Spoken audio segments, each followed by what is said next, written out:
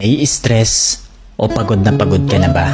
Gusto ko lang ipaalala sa'yo na kahit gaano ka ka-stress ngayon, wag na wag kang sumuko sa mga pangarap mo. Kailangan mong tandaan parati na magtiwala ka sa progress na nangyayari sa buhay mo. Kahit alam ko na minsan sobrang hirap at sobrang nakakapagod na din talaga. Magtiwala ka sa kakayahan mo. Ang dami mo nang nalagpasan na mga malalaking problema dati. Ngayon ka pa ba susuko? Patuloy ka lang na lumaban.